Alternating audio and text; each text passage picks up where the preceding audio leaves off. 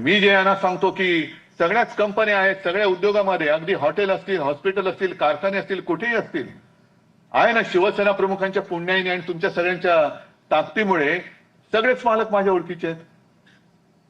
पण माझं नातं जे आहे त्या गेटवरती लागलेल्या भगवेशी आहे, मालकाशी नाहीये.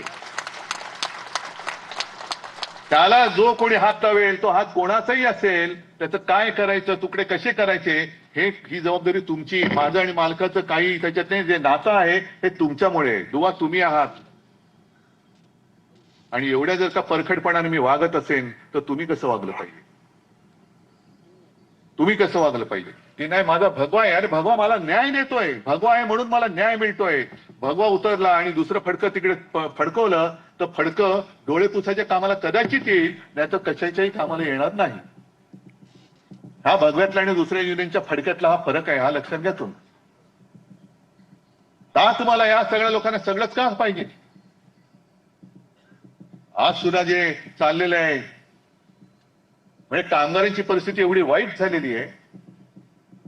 इराण, इस्रायल आणि अमेरिका युद्ध चाललेले आहे. थांबते नाही थांबते, थांबते नाही थांबते, लेझिम चालूच आहे त्यांचा. पण सांगण्याचा मुद्दा असा आहे की दुबईवरती बॉम्बफेक झाली, मिसाईल पडतायत, त्यांचे तुकडे पडतायत, कुठे कुठे स्फोट होत आहेत, आवाज येत आहेत. पण वृत्तपत्रात आलेली बातमी आहे आणि ती सुद्धा सामना नाही, मला असं वाटतं लोकसत्ताच असेल. त्याच्यात बातमी अशी आलेली की दुबईमध्ये अनेक उत्तर भारतीय म्हणजे अगदी बिहारची लोक तिकडे काम करतायत.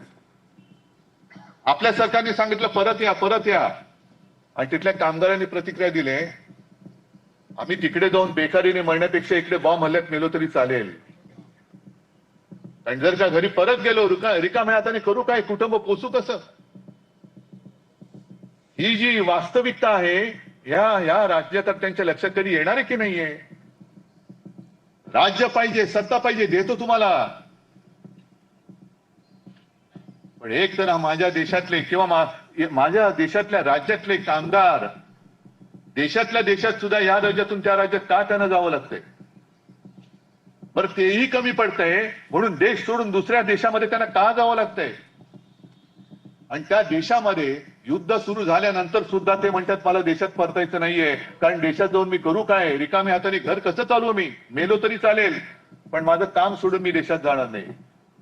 ही एवढी परिस्थिती आपल्या देशाची आली तरी सुद्धा अजून कोणते राज्यकर्त्याचं काही डोळे उघडत नाही, काही डोक्यामध्ये काही घुसत नाहीये. कामगार चळवळ, कामगार चळवळ, कामगार कायदे म्हणजे काय? कसले कायदे आहेत? कोणासाठी आहेत? काय कामगार म्हणजे या देशाचा भाग्यविधाता नाहीये? जो बंद असेल तो काढून टाकू.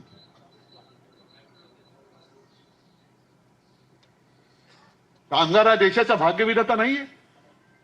आजपर्यंत जे लढे झाले, स्वातंत्र्य लढा झाला, संयुक्त महाराष्ट्राचा लढा झाला, त्या लढ्यात जर का कामगार उतरला नसता तर कदाचित आपलं स्वातंत्र्य सुद्धा थोडंसं मिळणं दूर गेलं असतं आणि संयुक्त महाराष्ट्राचा लढा तर यशस्वी झालाच नसता. हा गिरणी कामगार आणि कामगारांच्या त्या लढ्यातला सहभाग किंवा योगदान आहे, म्हणून आज आपण हे स्वातंत्र्य आणि संयुक्त महाराष्ट्र मुंबई आपली बोलू शकतो. हे कामगाराचं महत्व कळत नाहीये.